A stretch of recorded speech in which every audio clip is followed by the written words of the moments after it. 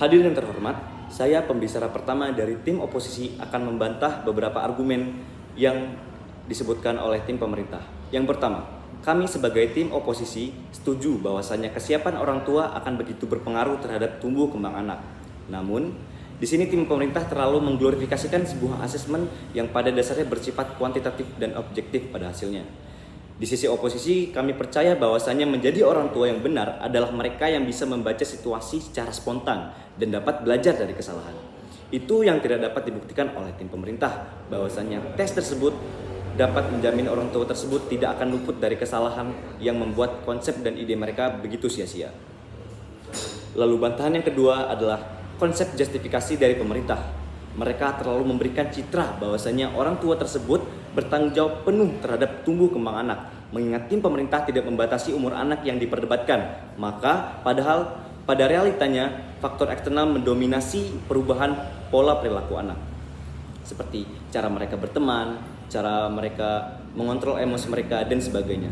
Bagaimana tim pemerintah menciptakan justifikasi bahwasannya menjadi strict parent adalah jalan utama pada tumbuh kembang anak, sudah begitu melenceng dari sikap utama dari adanya orang tua bagi anak. Yang ketiga, pola asuh yang digeneralisasikan pemerintah adalah sebuah kesalahan asumsi yang begitu fatal. Kami sebagai tim oposisi mengakui bahwasannya tidak semua orang tahu cara mengasuh anak yang baik, tapi tidak semua anak memiliki cara asuh yang sama.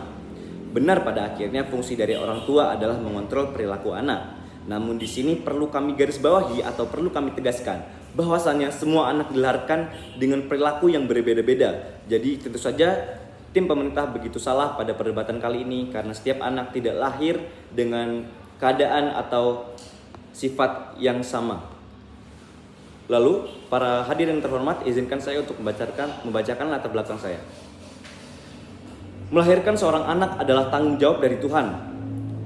Jadi menjadi orang tua bukanlah sebuah jabatan atau sebuah kewajiban sebagai ketua kelompok yang mengatur, namun juga menjadi orang tua merupakan kewajiban untuk membimbing anak kita menjadi anak yang baik, anak yang sesuai dengan apa yang kita mau. Menjadi sebuah keluarga yang ideal adalah sebuah keluarga yang dapat berkembang bersama, sehingga adanya tes tersebut semua orang tua di Indonesia akan berpaku pada tes kelayakan yang diutarakan tim pemerintah. Jadi pada orang tua yang belum mengetahui cara membimbing anak, mereka akan mendapatkan ilmu yang belum mereka dapatkan sebelumnya. Mereka akan mempelajari bagaimana untuk membimbing anak, sehingga pada kesempatan berikutnya ketika mereka memiliki anak kedua, ketiga, dan seterusnya, atau mereka memiliki teman yang baru mempunyai anak, mereka akan mengetahui dan menguasai semua ilmu-ilmu yang mereka dapatkan ketika mereka memiliki pengalaman mengasuh anak seperti itu. Lalu para dewan juri yang terhormat dan juga para hadirin, izinkan saya untuk membacakan definisi. Tim pemerintah melakukan miskonsepsi dengan mendefinisikan anak sebagai lembar kertas putih. Padahal kami yakin anak tersebut ketika lahir sudah memiliki keunikan mereka tersendiri yang tidak dapat dikotak-kotakan berdasarkan tes. Dan juga definisi dari tes kelayakan pemerintah itu salah, karena mereka seharusnya melakukan pendekatan persuasif terhadap orang tua agar mereka yakin dan siap dapat membesarkan dan mendidik anak, bukannya mengotak-kotakan dan membuat para orang tua ragu apakah mereka siap atau tidak memiliki anak. Baiklah, selanjutnya status quo. Status quo sudah cukup karena pemerintah tidak seharusnya mengatur secara 100% atau keseluruhan konsep parenting dari orang tua, karena pada dasarnya semua orang tua adalah pada dasarnya menjadi orang tua adalah sebuah perjalanan yang harus dijalani pasangan itu tersendiri. Lalu para dewan juri dan juga hadirin, izinkan saya untuk membacakan argumen saya. Yang pertama yaitu calon orang tua akan merasa menjadi ayah dan ibu adalah suatu beban yang sangat berat. Pada model yang diutarakan oleh pemerintah, dengan adanya tes dan asesmen hanya akan memberatkan calon orang tua. Mereka akan dibayang-bayangkan dengan beratnya membesarkan anak. Padahal kami sebagai tim oposisi yakin bahwa ini semua berpaku pada adaptasi pasangan itu sendiri dalam menghadapi semua masalah yang akan datang. Lalu argumen yang kedua, mengadakan penyuluhan yang bersifat persuasif jauh lebih efektif. Sebagai pemerintah sudah selayaknya mereka mengayomi masyarakat, bukan mengekang. Karena itu pendekatan persuasif seperti penyuluhan, bimbingan, dan konseling yang diberikan akan jauh lebih membantu terhadap kesiapan orang tua untuk membimbing dan juga mendidik anak untuk menjadi lebih dewasa. Kita tidak mau angka kelahiran Indonesia turun hanya karena generasi muda takut menjadi dianggap maksud saya kita tidak mau angka kelahiran Indonesia turun hanya karena generasi muda takut mereka dianggap tidak layak menjadi orang tua. Lalu, argumen saya yang ketiga.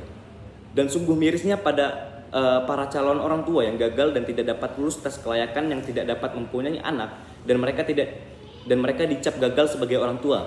Generasi mereka akan putus karena mereka tidak akan mempunyai keturunan. Dan keputusan pemerintah akan mengurangi hak manusia untuk mempunyai keturunan dan akan kehilangan kesempatan untuk memiliki anak bagi para orang tua yang gagal dalam ujian tes kelayakan. Seperti yang saya bilang tadi, para orang tua akan kehilangan kesempatan untuk memiliki momongan atau memiliki anak. Hal itu disebabkan karena para orang tua atau calon-calon orang tua yang gagal dalam tes ujian kelayakan, mereka tidak diizinkan untuk memiliki anak dan mereka hanya akan hidup berpasangan sampai pada akhir hayat mereka atau sampai pada mereka dapat diizinkan untuk memiliki anak seperti itu. Mereka akan kesepian secara mereka hanyalah 2 orang yang tidak dapat memiliki anak dan masing-masing saling melengkapi untuk kehidupan masing-masing. Dan juga mereka bagi para suku-suku di Indonesia yang sangat sedikit populasinya, populasi mereka akan terancam dan jikalau suku tersebut sudah punah dari Indonesia, hal itu akan mengurangi kekayaan ragam budaya Indonesia, salah satunya yang merupakan suku-suku yang salah satunya adalah memiliki populasi yang sedikit seperti itu. Baiklah, saya sekali lagi sebagai tim oposisi, saya pembicara tim oposisi, sekali lagi menegaskan bahwa saya tidak setuju dengan diadakannya tes kelayakan bagi para orang tua yang ingin memiliki momongan atau anak karena hal ini dapat menyebabkan hal-hal yang telah saya sebutkan pada argumen saya tersebut. Baiklah, terima kasih.